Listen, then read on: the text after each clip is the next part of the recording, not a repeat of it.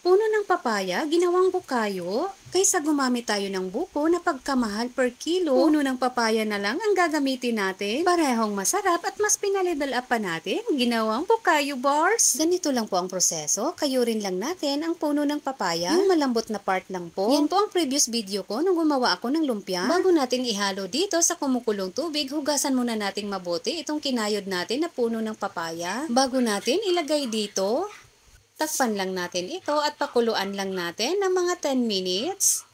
After 10 minutes, hanguin lang natin ito at ilagay sa strainer para matanggal ang mga eksis na tubig. At dito sa ating kawali, ilagay na natin ang 2½ cup ng brown sugar. Sunod na nga natin ilagay dito ang 1/4 cup ng tubig.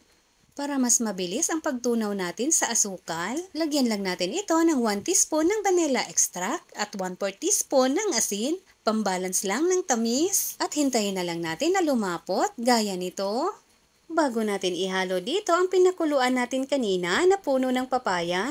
At hintayin na lang natin na medyo lumapot bago natin ilagay ang crushed peanut. Optional lang po ito pero mas masarap kung may dinurog na mani. Ayan, at i-mix-mix lang natin ito palagi at hintayin na lang natin na makuha natin ang tamang consistency para sa ating bukayo gaya nito. At ilipat na natin ito dito sa ating lalagyan. Nagpahid lang ako ng konting mantika pero mas mainam po kung may parchment paper or ilagay nyo sa dahon ng saging para madaling i-unmold. I-flatten lang natin para pantay. Lagyan lang natin ito ng sesame seeds. Black and white sesame seeds po yan. Natusta ko na po yan. Pero optional lang po. Pwede na hindi nyo na lang lagyan. Habang mainit pa, islice ko na muna ito para hindi ako mahirapan mamaya. Pag tumigas na, at ayan na, may bukayo bars na tayo. O diba, ang ganda at ang sarap tingnan. Gawa lang yan sa puno ng papaya. Masarap na, ang laki pa ng matitipid mo. Kasi hindi mo na kailangan bumili ng buko para gawing bukayo. Huwag po kalimutan mag-follow and share. Maraming salamat hanggang sa susunod mga kakusina.